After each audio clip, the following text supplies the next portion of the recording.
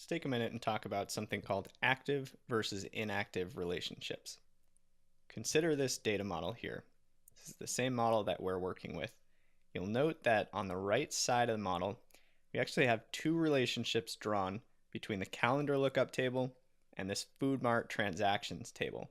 And the reason there are two lines is because there are two date fields in the transactions table and only one date field in calendar. So what we've done in this case is we've drawn a relationship between each of the date fields in the transaction table, but the issue is that both can't be active at the same time. So if you were to right click or double click each of those two lines, you would see following edit relationship windows. And if you look really closely at the bottom left corners, there's a box that says active and only one of the two is checked. Now the one that's checked is the one that produces the solid line, and the one that's unchecked, in other words, the one that's inactive, produces a dotted line to demonstrate that this is not an active relationship. So we've got connections on both transaction date and stock date. However, only one can be active at a time. So to make a connection active or inactive, we can switch this back and forth.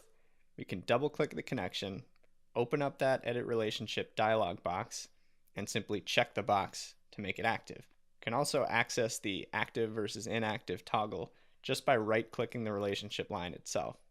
One thing to note, you've got to deactivate one before activating another, because you can never at any point in time have two active relationships pointing to the same primary key. So let's jump into our data model and see if we can wire this thing up. Okay, so here we are looking at our latest data model. And like I alluded to earlier, we've got two date columns in our transactions table.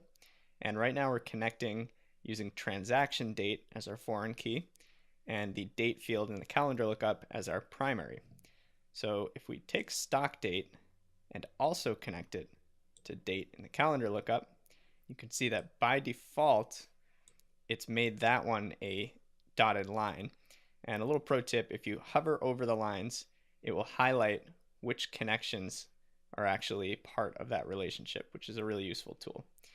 So like I said, we can either double click the lines to activate or disable relationships using this checkbox, or you can simply right click the line and choose mark as active or inactive. If I try to mark this dotted or inactive line as active, I'm going to get this error saying that I can only have one filtering path between tables. So press OK, and that's just telling me, hey, you need to mark this other one as inactive first, because I can have multiple inactive relationships, and then I can go ahead and mark that other one active. Now the other place to see this is in the Manage Relationships dialog box as well. See this little active column here? This tells me that I've got 5 active relationships and 1 inactive. And the inactive relationship right now is connecting transactions stock date to calendar lookup date, which is actually exactly what I want, because the date in the transactions table that I really care about is the transaction date. So if I close this, I can hover over, confirm that I've got transaction date active, stock date inactive, but I'll keep it here just in case we want to adjust our model and make stock date active instead. So there you have it, a few different ways to create and edit active and inactive relationships in your data model.